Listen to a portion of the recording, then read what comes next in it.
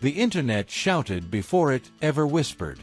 That piercing, grinding dial-up tone filled households across Britain, and the moment it began, everyone knew the family phone would be off limits for the next 20 minutes. You waited, fingers crossed, hoping no one would lift the receiver. Because if they did, the entire connection collapsed in an instant. If that sound still echoes in your memory, you were living right in the heart of 1990s Britain.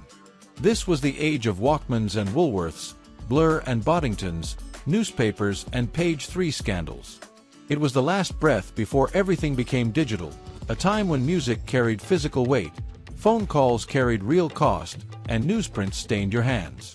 If you came of age then, you know the feeling of living suspended between the analog past and the digital future, balancing between chaos and cool. And today, we're taking you back. If this content speaks to you, don't let the story end here. Leave a comment, join the conversation, and help us keep these voices alive.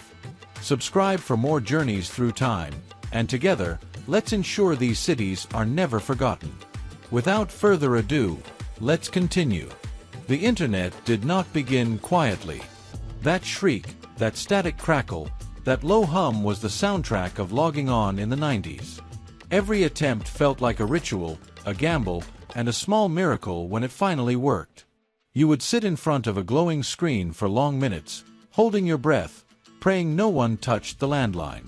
Web pages appeared in slow motion, line by line, pixel by pixel. But when the connection succeeded, it felt like the world had opened. Email seemed like tomorrow arriving early. Chat rooms carried a forbidden thrill.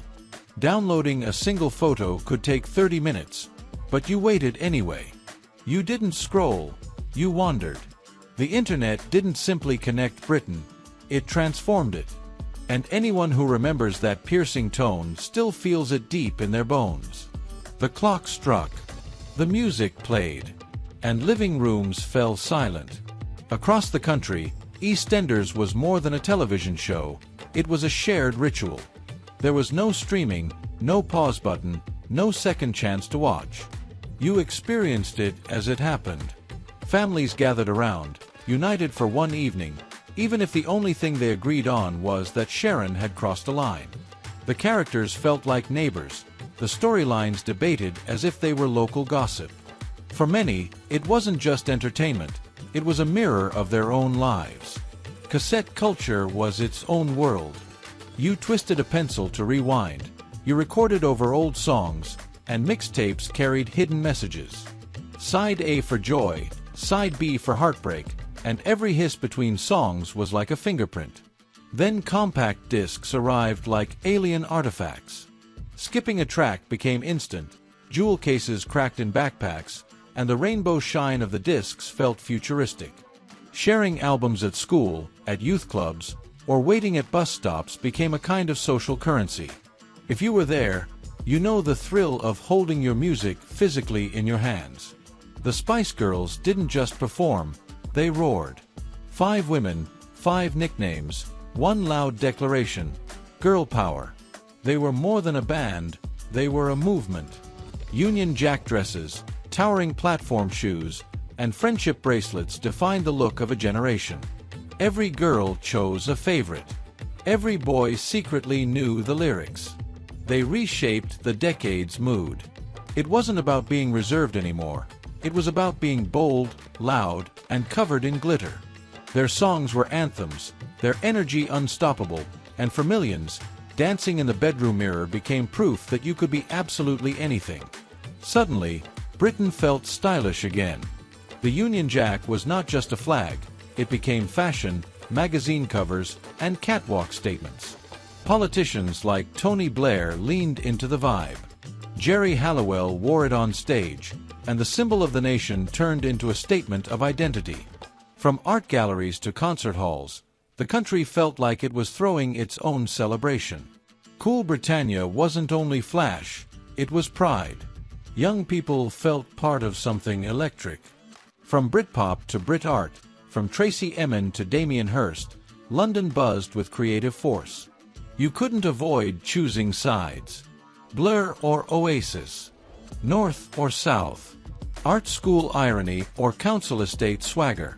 This was not just music, it was belonging. Blur gave wit, Oasis gave attitude, and every teenager had a cassette or compact disc declaring loyalty. Top of the Pops became a battlefield. Country House versus Roll With It wasn't merely a chart battle, it was cultural war. Debates spilled into classrooms, pubs, and playgrounds. If you lived it, you didn't just listen. You belonged. And in your pocket sat the Nokia 3310. It was not merely a phone, it was independence. Text messages tapped out with T9 speed, hours lost to Snake, ringtones traded between friends in school corridors. Its batteries stretched for days. It had no camera, no apps, only a glowing blue screen and a sense of control you carried everywhere. Those who grew up then can still feel the rhythm of thumbs typing faster than thought, the joy of that sharp beep beep signaling a message had arrived. As the millennium approached, the world held its breath. People feared that computers would collapse at midnight. Would planes fall? Would banks lose track of accounts? Would the date itself confuse technology into chaos? The Y2K bug was more than a glitch, it was an atmosphere. Supermarkets sold out, offices scrambled with patches, and quiet panic hung in the air. And then, as the countdown ended, nothing happened. The lights stayed on, the systems worked. Relief mixed with confusion, but for a brief moment, it felt as though the end was near. Friday nights belonged to Blockbuster. Entering those blue and yellow stores meant aisles lined with plastic cases, the smell of microwaved popcorn, and the thrill of finding the last copy of the newest release. Sometimes you won. Sometimes you went home with your second choice. But that was the fun. Late fees, rewind reminders, and chunky VHS cases were part of the experience. And then, almost overnight, it was gone. DVDs, downloads, and streaming erased the ritual. Convenience won, but something was lost. The Millennium Dome rose over Greenwich like a futuristic crown. It was meant to symbolize a bold new era, yet it split public opinion. Was it vision, waste, or spectacle? Politicians praised it, critics mocked it, and children simply wanted to wander inside. Families queued, bought overpriced snacks, and posed for photos under its massive roof. Whether you loved it or hated it, it became part of the memory of crossing into 2000. Europe embraced the euro, but Britain debated its soul. Would the pound survive? Would adopting the euro erase tradition? Headlines screamed, pub conversations boiled, and households argued. Pride and identity were on the line. In the end, the pound endured, but the tension left its mark. And then there was David Beckham. More than an athlete, he became an icon. That red card in France, that stunning free kick against Greece, his posters plastered across walls, his haircuts copied in playgrounds. He embodied a glamorous, global England. Talent on the field, style off it. Before social media, he was already everywhere. For many, he was proof that modern Britain could be proud, bold, and impossible to ignore. The early internet gave rise to hidden communities. Message boards lit by green text, usernames no one could trace, late nights spent arguing or bonding with strangers. Garage mixes traded line by line. Fan pages built from scratch by teenagers learning code. It was slow, awkward, and thrilling. Every post mattered, every reply was personal. For those who were there, it was never about speed. It was about connection. Sundays smelled like gravy, not grease. The roast dinner wasn't just food, it was an institution. Mothers peeled, fathers carved, children laid the table while hymns played faintly on the television. Fast food was a treat, not an expectation. McDonald's was known, but rare. Dinner was about waiting, about sharing, about time. If you grew up then, you remember the sound of knives breaking into golden roast potatoes more than the crinkle of a burger wrapper. Television filled holiday afternoons. From Faulty Towers to Only Fools and Horses to The Vicar of Dibley, Reruns and new episodes alike became family events. No skipping, no rewinding, no streaming. Just watching together, laughing together, quoting the jokes before they happened, and enjoying them anyway. Shows were more than entertainment. They became a national inside joke, shared across living rooms. The 1990s weren't only a decade, they were a universe. If you lived in Britain then, you didn't just see change, you lived inside it. You waited for dial-up, shouted at the television, swapped discs at bus stops, and watched a nation wrestle with pride, panic, tradition, and technology. It was clumsy, loud, dazzling, and unforgettable. Memory isn't only what you recall, it's what you feel again. And if even one of these stories stirred something inside you, then the past is still alive. One laugh, one song, one sound, shared all over again. The sound of coins clinking in your pocket was a kind of freedom. £1 coins for arcade machines, 20-pence pieces for the bus, 10 pence for the payphone at the corner. Every teenager knew the feeling of queuing for the call box, rehearsing what to say before the beeps swallowed the money. Mobile phones weren't yet everywhere. Sometimes you had to shout against traffic noise. Sometimes you simply ran out of change before finishing your sentence. Fashion was rebellion stitched into fabric. Wide-legged jeans scraped pavements, Adidas stripes ran down endless tracksuits, and crop tops dared schools to ban them. Trainers were more than footwear, they were status. Reebok, Nike, Fila, each brand carved tribes in playgrounds. Hairstyles followed the same rules. Frosted tips, curtains, scrunchies, butterfly clips. It wasn't only style, it was identity in neon, denim, and gel. School corridors echoed with Tamagotchis beeping. Teachers confiscated them, swearing they distracted from learning, yet every child swore they'd feed them at break. Some lived for weeks, some died in hours, but each pixelated pet felt like responsibility in your pocket. Trading Pokemon cards under desks was another act of quiet rebellion. Charizard wasn't just a card, it was currency, myth, and legend.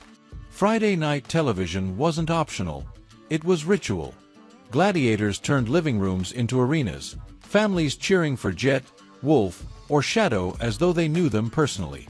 Then came Blind Date, Cilla Black's voice stitching strangers' lives into entertainment.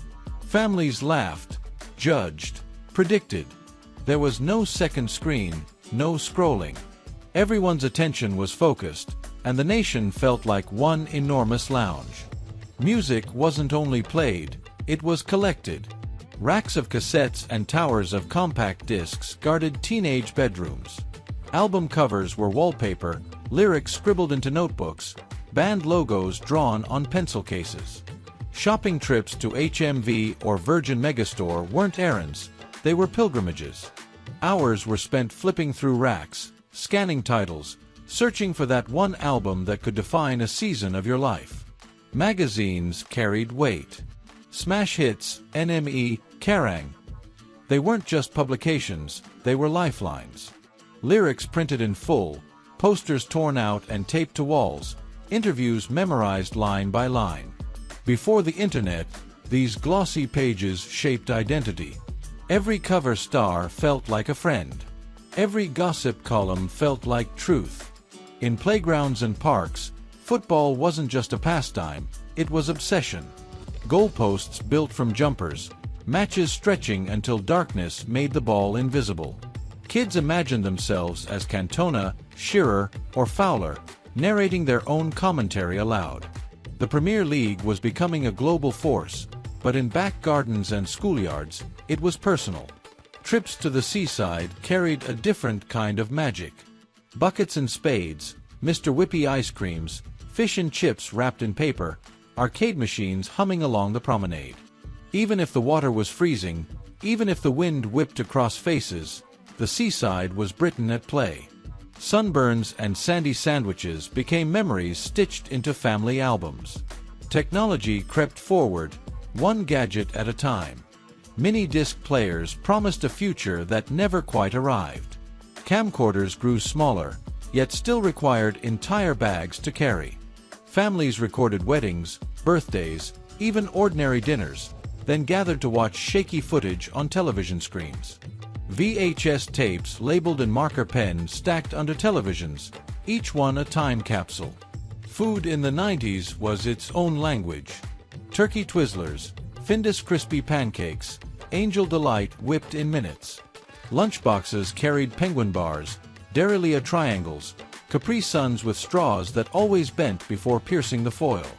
Pizza Hut buffets felt infinite, McDonald's Happy Meals came with toys that became collector's items, and corner shops sold penny sweets in plastic bags too small to hold the joy they contained. Radio was not background, it was heartbeat. Radio 1 blasted Britpop, pirate stations whispered garage through crackling signals, and late-night presenters spoke like friends in the dark. Recording songs from radio onto cassette was an art, fingers poised to stop before the DJ cut in. Entire mixtapes lived with half introductions, jingles still attached, but no one minded. They were perfect. Summer holidays stretched like eternity. Long days in parks, water fights with cheap balloons, music from open windows mixing with the smell of barbecues. Festivals like Glastonbury turned muddy fields into myth. Crowds swayed under gray skies, tents leaked, wellies sank, but the music didn't stop. The 90s invented a new kind of community. Thousands of strangers singing the same words at once. The Millennium Countdown wasn't the only clock ticking. Channel 4's Big Brother crept onto screens at the end of the decade, and suddenly reality itself became entertainment. Cameras never switched off, strangers became celebrities, and households argued about people they'd never met. It was raw, shocking, addictive, and a sign of the future to come. If these memories moved you, don't let the story end here. Leave a comment, join the conversation, and help us keep these voices alive. Subscribe for more journeys through time, and together, let's ensure these cities are never forgotten. See you next time.